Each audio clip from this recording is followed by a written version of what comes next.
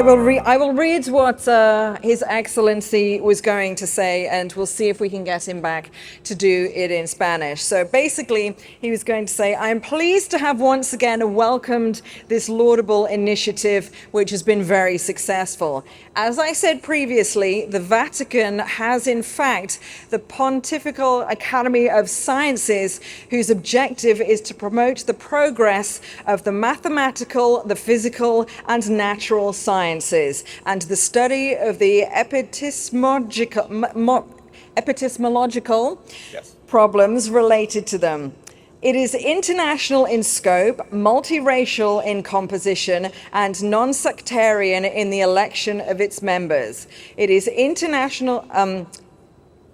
The work of the Academy includes 6 major areas: basic sciences, science and technology of global problems, sciences of the problems of the developing world, science policy, bioethics, and epistemology. Never before have we had to look at innovation, the NFT, space travel, biohacking, metaverse, decentralized finance without losing sight of the human factor. This means that the Church, from the Vatican, is open to scientific advances, despite the thinking of many people who believe otherwise.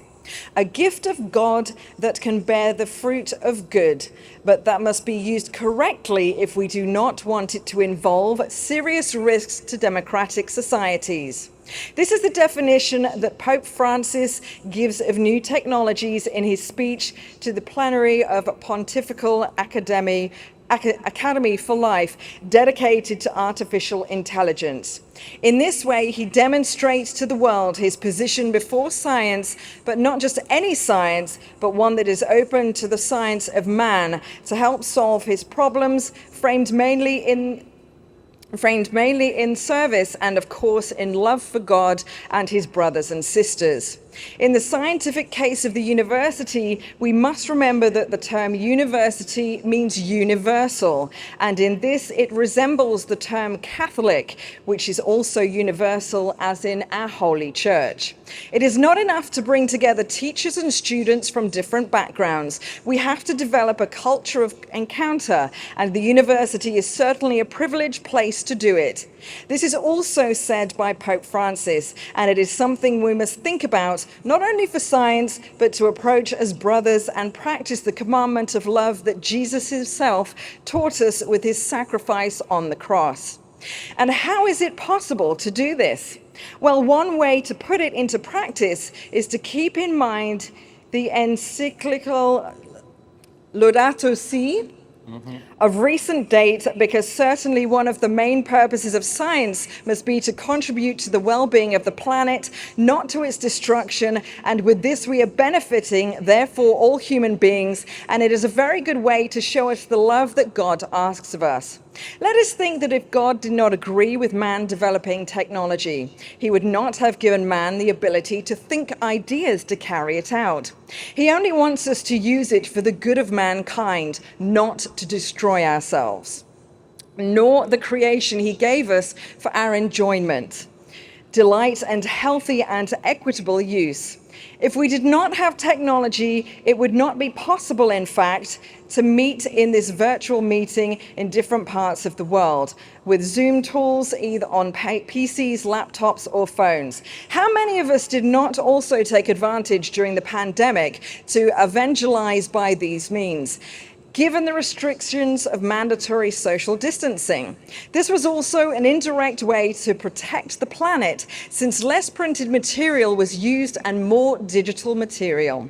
The Pope and the Church in general, all of us who are with God, also want to protect the most defenseless and vulnerable, who can be affected by the indiscriminate and improper use of technology. Since there is much exploitation of innocent beings in this particular, whilst unscrupulous beings enrich themselves at their expense.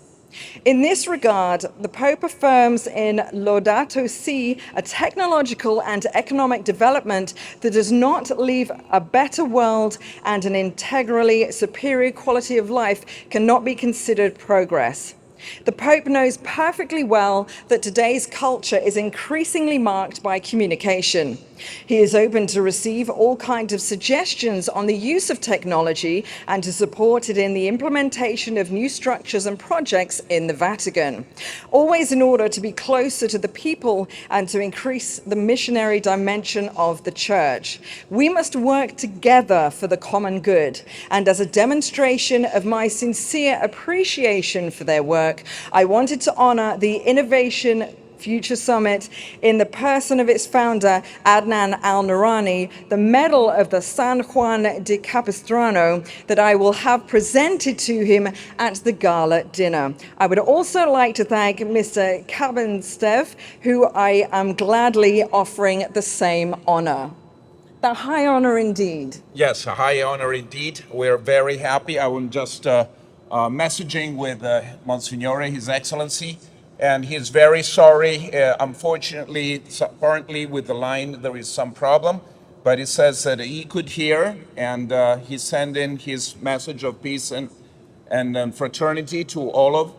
And again, you know, it was very honored to give to the founder Al-Nourani this Medal of Honor, and he's hoping next time he could be here in person, so we will all be together. Thank you very much.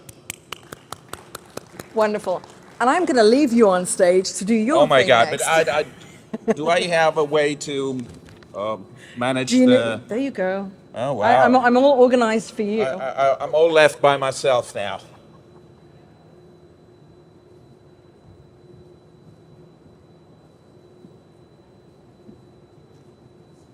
So.